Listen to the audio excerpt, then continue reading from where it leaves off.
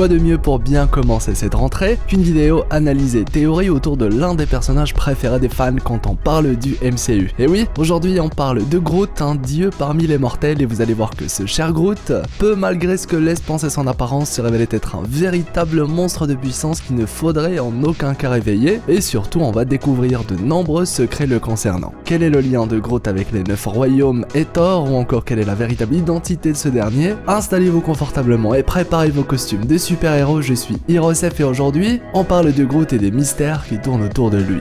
Bon visionnage.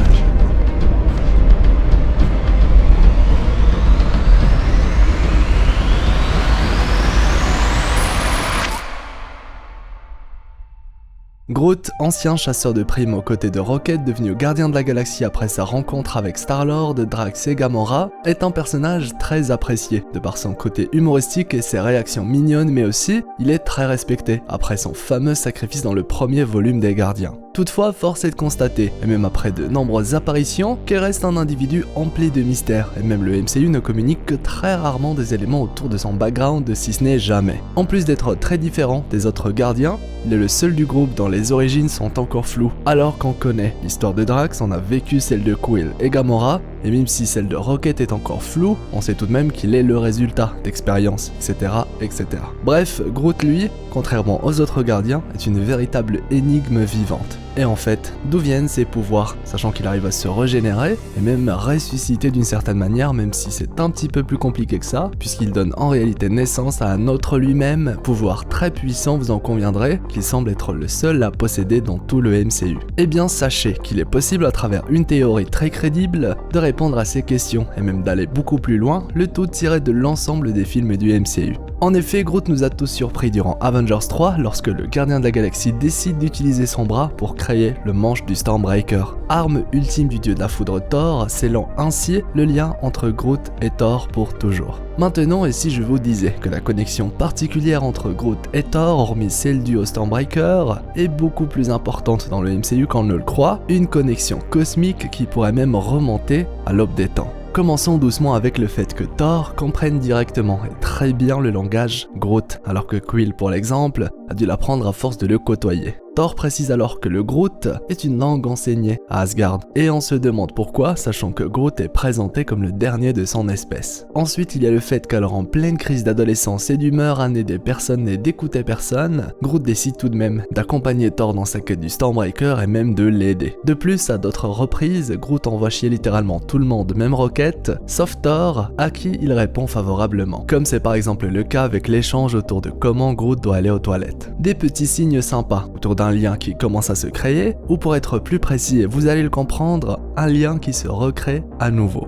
Ce qui est intéressant dans l'univers de Marvel au cinéma, c'est que les 9 mondes de la mythologie nordique y sont présents et définis. Et oui, la Terre du MCU fait partie de Midgard, à savoir l'un des 9 royaumes, et d'ailleurs on a pu visiter d'autres mondes via les films Thor, même s'ils ne sont pas tous présents à l'écran. En tout cas, une chose est sûre, une grande partie de l'univers de Marvel est inspirée de cette mythologie, qui est même au cœur du récit à travers la Terre, représentée comme étant le centre, comme on a pu par exemple le constater à la fin de Thor 2, lorsque ces mêmes mondes, les 9 royaumes, ont failli entrer en collision les uns avec les autres, le tout à travers une sorte de convergence de nature magique qui arrive tous les X temps. Mieux encore, on le sait via cette même mythologie que ces 9 royaumes ou mondes, si vous préférez, sont en fait tous maintenus grâce à l'Yggdrasil, l'arbre-monde, point central autour duquel se déroule absolument tout ce qui est lié de près ou de loin à la mythologie nordique. Et même quand on parle du MCU, il est bel et bien mentionné à plusieurs reprises que cet arbre-monde existe, et c'est d'ailleurs grâce à l'une des fresques de l'Yggdrasil sur Terre que Schmidt, Red Skull,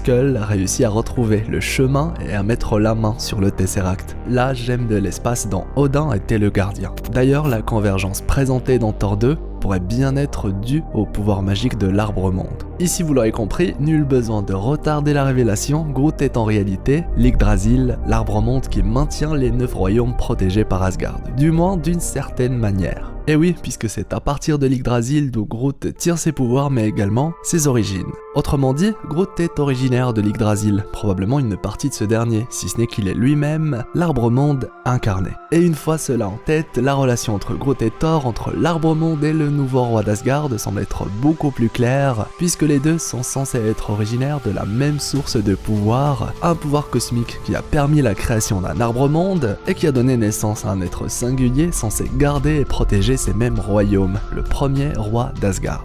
Ainsi, les descendants héritiers de ces deux êtres primordiaux, aujourd'hui Groot et Thor, sont alors logiquement originaires d'un même écosystème, liés même instinctivement et poussés à s'entraider en cas de besoin.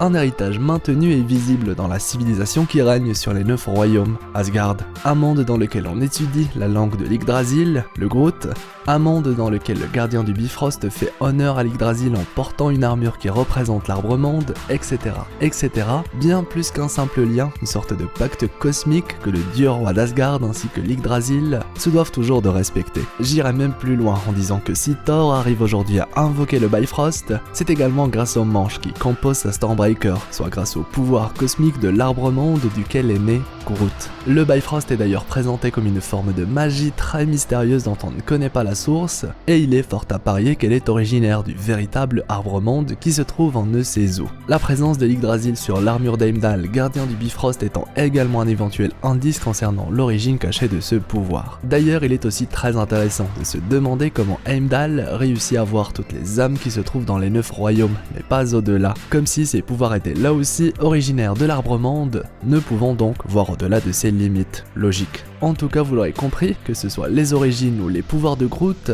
tout est beaucoup plus clair quand on fait le lien avec l'Yggdrasil. Après tout, sa capacité de créer des branches à l'infini et de les manipuler est un indice assez parlant, sans parler du fait que Thor appelle Groot arbre et qu'il est le seul à l'appeler ainsi. Je ne sais pas pour vous, mais personnellement, j'adore cette théorie et j'ai très hâte d'avoir votre avis sur tout ça. Dans les comics cette fois, nous avons par exemple l'univers Terre 1610 où il existait plusieurs arbres-mondes. Un à Asgard, un autre sur Terre et un troisième sur une autre planète. Quant à l'univers Terre 616, on apprend que l'Yggdrasil a été détruit et que ses restes ont été utilisés pour agrandir le Watchtower 3 présent à Asgard. On comprend dès lors qu'il est possible, logiquement, pour l'arbre-monde d'être planté autre part et qu'il peut donner naissance à un autre type d'arbre à cause d'un climat différent. Ainsi, et suivant cette deuxième théorie, dans la théorie, un nouveau climat aurait pu permettre à un fragment de l'arbre divin de gagner une personnalité ainsi qu'une conscience. Et cela permettrait d'ailleurs d'expliquer le fait qu'à la mort de Groot, il était possible de le replanter pour donner naissance à un nouveau Groot. A noter que Thor explique clairement que l'arbre-monde est un arbre où chaque branche se relie à l'un des 9 royaumes, mais il est également précisé que ces branches sont en réalité visibles à travers les images du télescope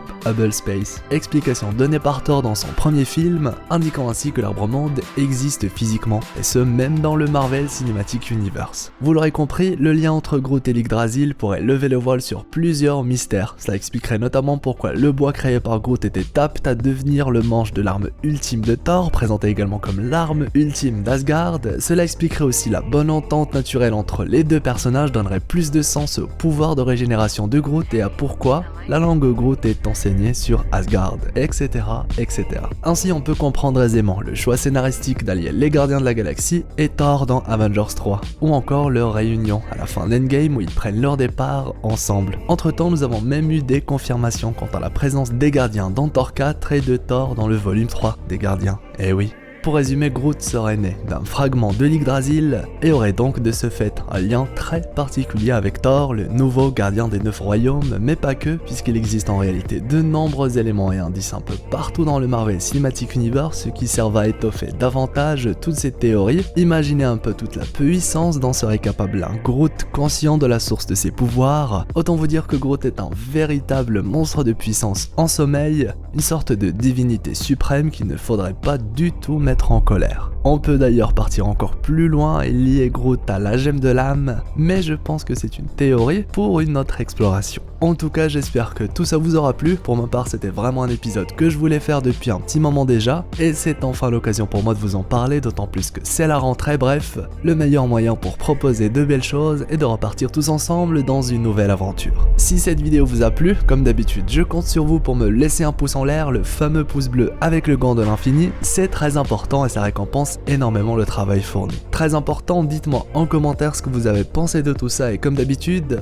si vous avez des réflexions, des idées ou théories à partager, n'hésitez pas, je me ferai un plaisir de lire tout ça et de pourquoi pas en discuter avec vous dans l'espace commentaire ou via les réseaux sociaux. Dites-moi aussi si vous voulez qu'on se refasse une semaine ou deux de théorie Marvel, on a fait ça il y a quelques mois et c'était vraiment top, bref, à vos claviers. Si c'est votre première fois sur la chaîne ou si ce n'est pas encore fait, abonnez-vous, c'est gratuit, n'hésitez pas à rejoindre notre équipage d'explorateurs d'univers et pensez aussi à activer la petite cloche pour ne rien rater. On a par exemple parlé récemment d'une belle théorie autour de Thanos et même consacré une vidéo à Tenet, dernier film signé Nolan. Et les annotations de fin se feront un plaisir de vous y rediriger. Quant à moi, eh bien je vous dis à la prochaine pour de nouvelles aventures, c'était Hirosef l'explorateur d'univers pour vous servir.